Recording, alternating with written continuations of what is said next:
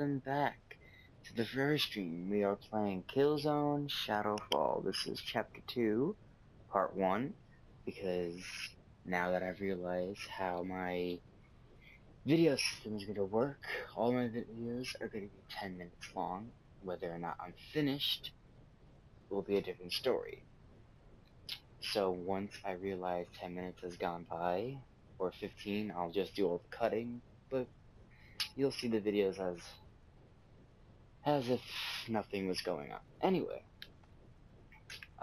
without any more waiting, let's begin. So now that we're actually doing something,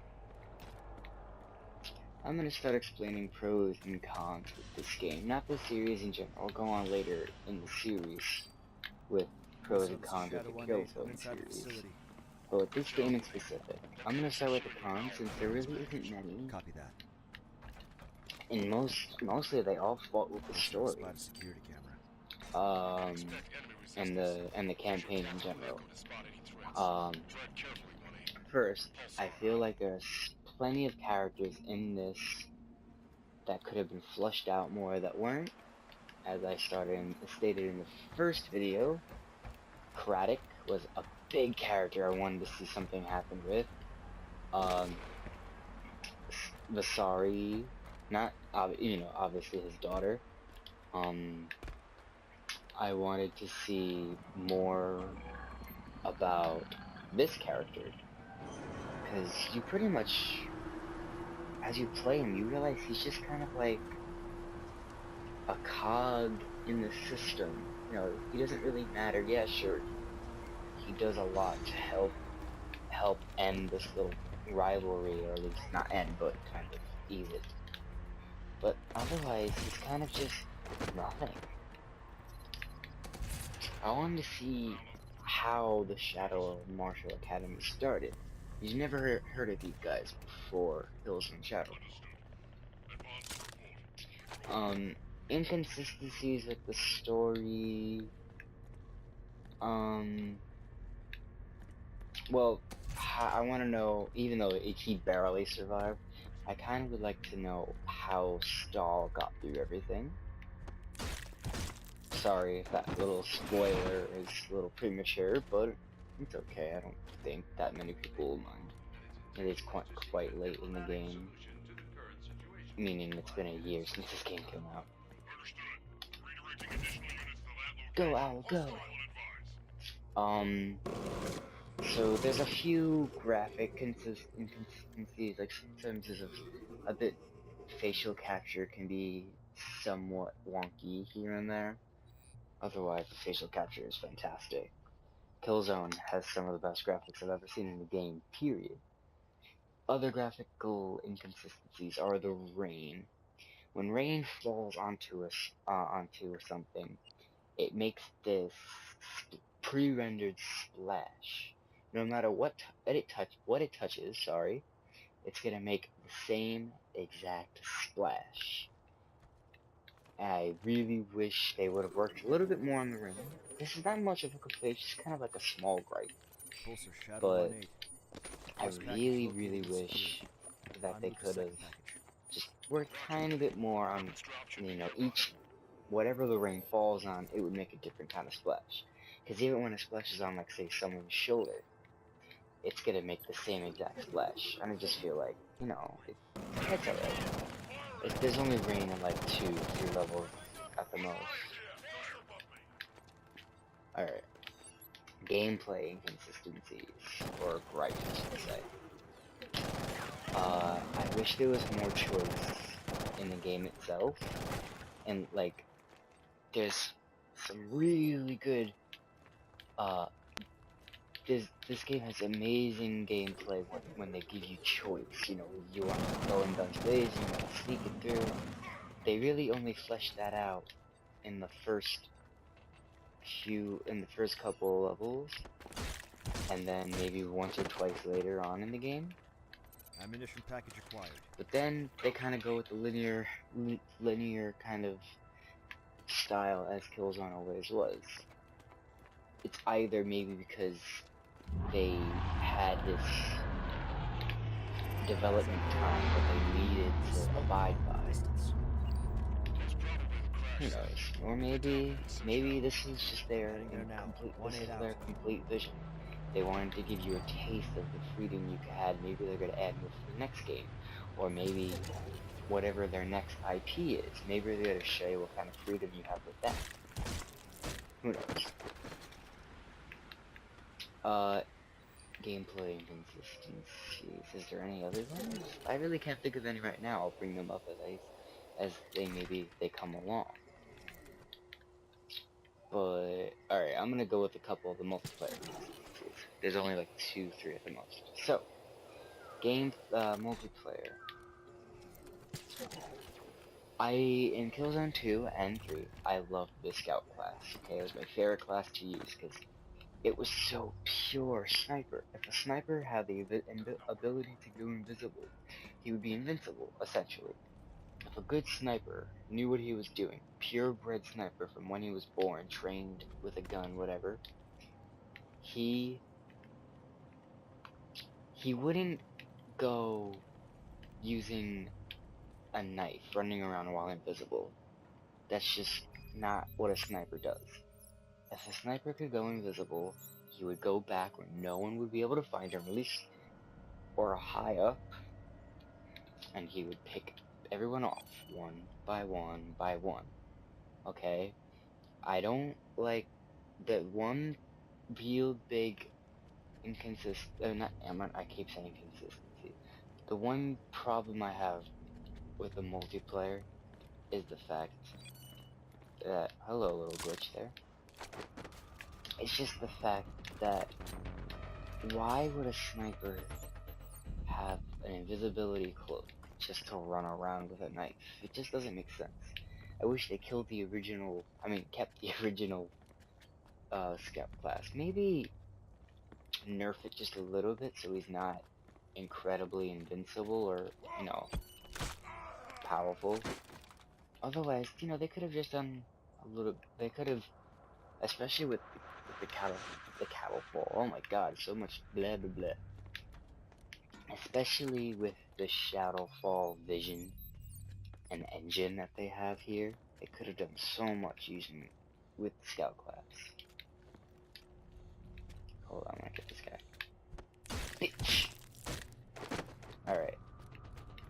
And my other gripe with multiplayer, besides some balancing issues, the other gripe I really have is the fact that the Assault class, while it's very fun to use, hold on.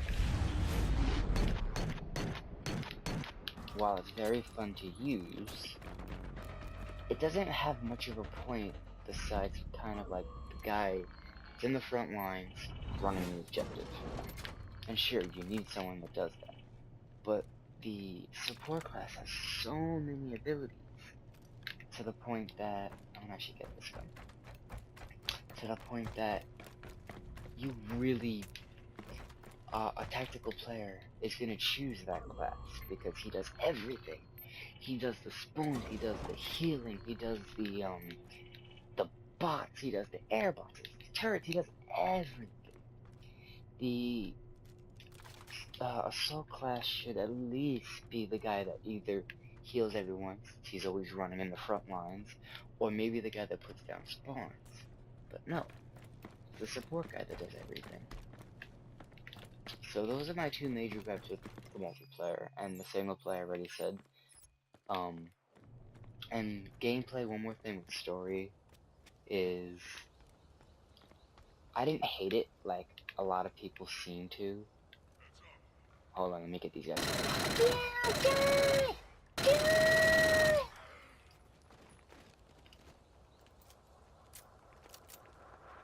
Okay. Thanks for just walking. Did you just not see your dead comrade right here? Headshot. Headshot. Big. Okay, we're on hard, by the way, if you didn't check out the last video. Anyway, I don't hate it as much as a lot of these reviewers seem to.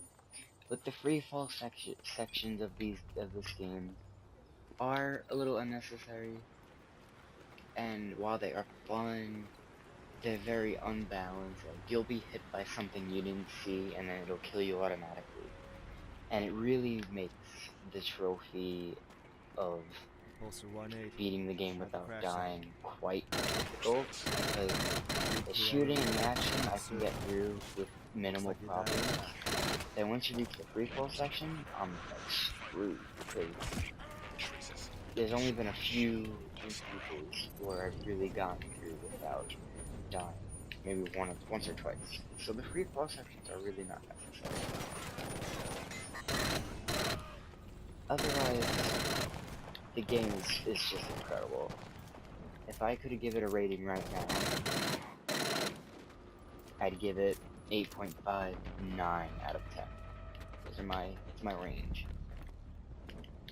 Because it does have enough issues that do drag the score down, but they're not they're not drastic enough that they bring the game's greatness down. Okay, so enough with that. Let's play some game, bitch.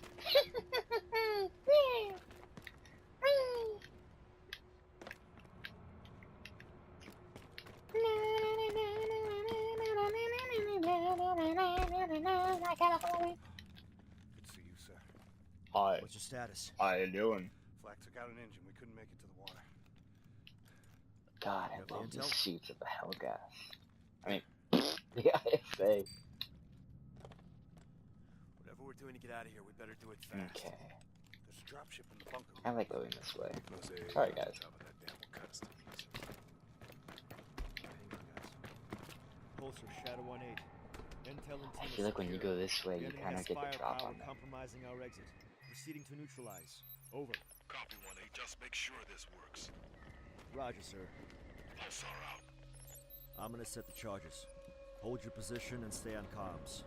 I'll come back for you. There they are. 1, 2, 3.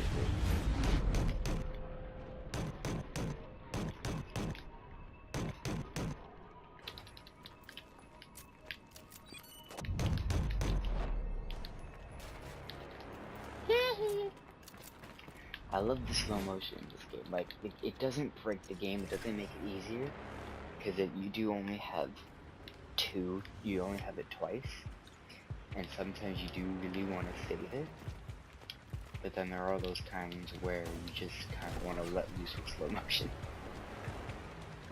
I love this level. I gotta say, this is like one of my favorite levels of the game. Not just because of the fact that they give you the choice to play how you want to play it, but it's just so beautiful. I wish you could swim. Like, this guy could do anything, but he can't swim. So many games do that. So I'm not gonna complain as like a Shadowfall problem, but it's just a game problem. I'm tired of you being this like ultimate badass who just can't swim. Like, I wish this would do like a Metal Gear Solid 3, where you could sneak in the water and then get out of the water, take him out, go back in the water as if you were there. But I don't think this really would be considered a stealth game. There are many games out there that have stealth sections, but they're not considered stealth games. Like Uncharted, and like several other games. Whee! I'm not rushing, but I am trying to get to this level as fast as possible, just because I don't want to be cut off at the 10-minute mark and then start the conversation randomly in the next video I meant. So, sorry if the videos seem inconsistent with Pulsar 1-8. the Have eyes on sound, or anti-air at least guns. my talking. Our exit could be compromised. I can only have 10 minutes long each. Negative. Neutralize. And technically I can have 15, but Pulsar out. the editing would be very, very hard for doing that. It's hard to explain what I mean, but don't worry, you won't see anything.